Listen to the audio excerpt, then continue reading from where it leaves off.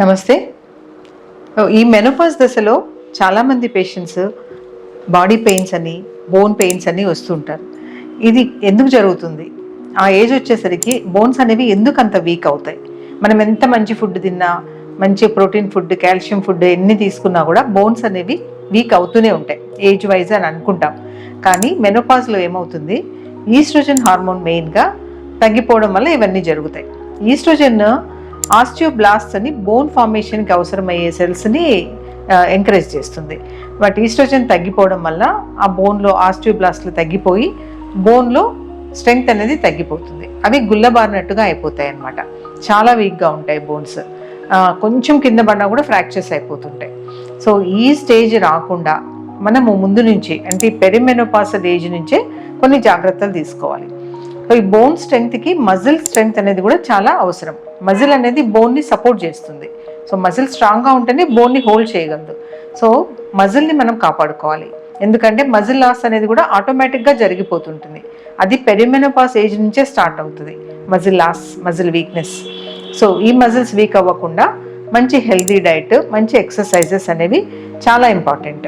Healthy diet plus workouts, కొంచెం bone strength exercises, weights, ఇవన్నీ చాలా ఇంపార్టెంట్. అలాగే బోన్ స్ట్రెంగ్త్ కోసం మెయిన్గా కాల్షియం, మెగ్నీషియం, విటమిన్ D3 ఇవన్నీ అవసరం. కాబట్టి మనం ఎండలో ప్రతిరోజు కూడా అట్లీస్ట్ ఒక 15 minutes to 30 minutes ఎండలో గడపాలి.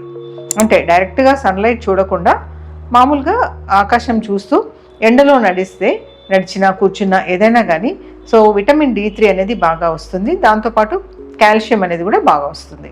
అలాగే డైట్లో ఇప్పుడు డెఫిషియెంట్ ఉందనుకోండి విటమిన్ D3 చాలామందికి, ఎందుకంటే ఎండలో ఎక్కువగా వెళ్ళట్లేదు ఎవరు కూడా. ఉదయం నుంచి సాయంత్రం వరకు ఆఫీసులో వాళ్ళైతే ఏసీలో ఉంటారు, ఇంట్లో పని చేసుకునే వాళ్ళు కూడా ఇంట్లోనే ఉంటారు. ఎండలో ఎవరు వెళ్ళట్లేదు, నడక అనేది చాలా తగ్గిపోయింది. సో మనము విటమిన్ D3 అనేది ఒకసారి చెక్ చేసుకోవాలి. Vitamin D3, magnesium, calcium, B12 vitamin ఇవన్నీ ఒకసారి చెక్ చేసుకోవాలి. సో అవి ఏమైనా తక్కువగా ఉన్నాయనిపిస్తే ఆ సప్లిమెంట్స్ వాడాల్సి వస్తుంది. మళ్ళీ నార్మల్ వాల్యూస్ వచ్చే వరకు సప్లిమెంట్స్ తీసుకోవాలి. విటమిన్ D3 తక్కువ ఉందంటే విటమిన్ D3 క్యాప్సూల్స్ దొరుకుతాయి 60,000 units డోస్లో. వీక్లీ వన్స్ 8 weeks, తర్వాత మళ్ళీ మంత్లీ వన్స్ కూడా మెయింటైన్ చేసుకుంటూ ఉండాలి. దాంతోపాటుగా కాల్షియం ట్యాబ్లెట్స్ విత్ జింక్ ఉండే ట్యాబ్లెట్స్ వాడితే ఇంకా మంచిది. అలాగే మెగ్నీషియం సప్లిమెంట్స్. సో మంచి నిద్ర కోసము, మంచి బ్రెయిన్ యాక్టివిటీ కోసం కూడా మెగ్నీషియం అనేది చాలా హెల్ప్ చేస్తుంది.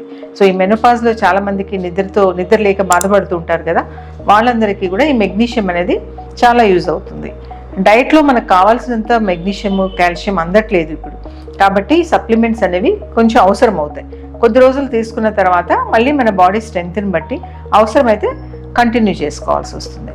సో ఈ రకంగా మనం బోన్ హెల్త్ కాపాడుకుంటే ఫ్యూచర్ రిస్క్ అంటే ఆస్టియో ఆర్థరైటిస్ కానీ, బోన్ ఫ్రాక్చర్స్ కానీ అవాయిడ్ చేసుకోవచ్చు.